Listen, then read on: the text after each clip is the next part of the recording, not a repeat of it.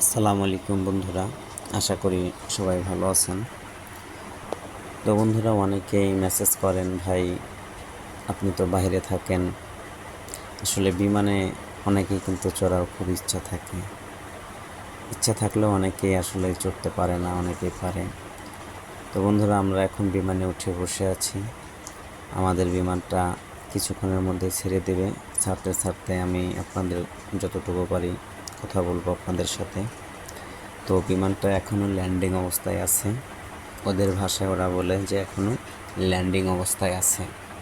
আর যখন বিমানটা আকাশের দিকে উঠে যাবে তখন বলতে হয়, মানে ওরা ওদের ভাষায় বলে টেক আপ।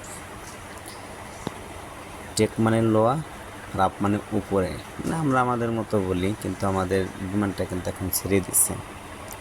বিমানটা রানওয়ে থেকে আস্তে আস্তে আস্তে আস্তে স্পিড বাড়াচ্ছে।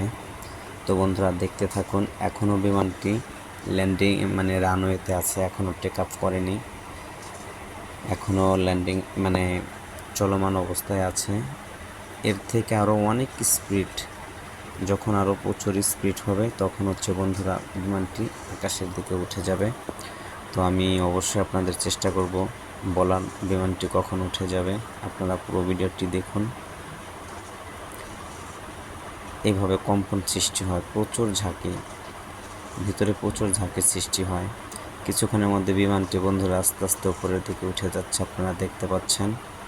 কয়েক সেকেন্ডের মধ্যে অনেক উপরে চলে যাবে। তখন এই নিচের শহরগুলা আর শহর মনে হবে না। প্রিয় মাতৃভূমি ছেড়ে আসলে যেতে মন চায় না, কিন্তু বাস্তবতার কাছে মানুষ খুবই অসহায়। তারপরও আমাদের মতো মধ্যবিত্ত মানুষ আরও বাস্তবতার কাছে অসহায়।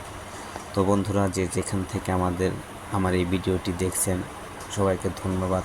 এবং যারা আমার এখনও চ্যানেলটি সাবস্ক্রাইব করেননি, অবশ্যই সাবস্ক্রাইব করবেন। ভালো থাকবেন, আরও যেন ভালো ভালো ভিডিও দিতে পারি। আসসালামু আলাইকুম।